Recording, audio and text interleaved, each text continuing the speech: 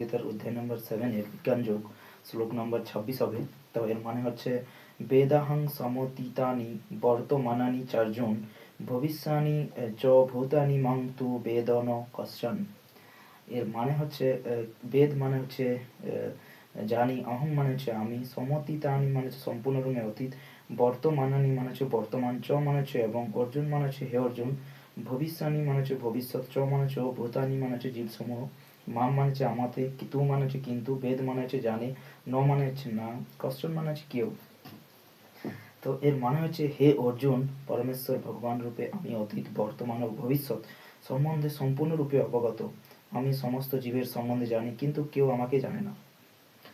তো শ্লোক নাম্বার 26, 26 নম্বর শ্লোক আবার বলছি, বেদহং সমতীতানি বর্তমানানি জন ভবিষ্যানি চ ভূতানি মাং তু বেদন কশ্চন। হে অর্জুন, পরমেশ্বর ভগবান রূপে আমি অতীত, বর্তমান এবং ভবিষ্যৎ সম্পূর্ণরূপে অবগত, কিন্তু সমস্ত জীবদেহের সম্বন্ধে জানি, কিন্তু আমার কেউ জানে না। আবার বলছি, বেদাহং সমতীতানি বর্তমানানি চার্জন ভবিষ্যানি চ ভূতানি মাং তু বেদ কশ্চন।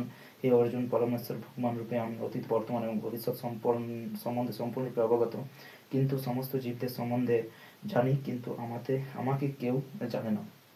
এটা ছিল অধ্যায় 7 শ্লোক নম্বর 26।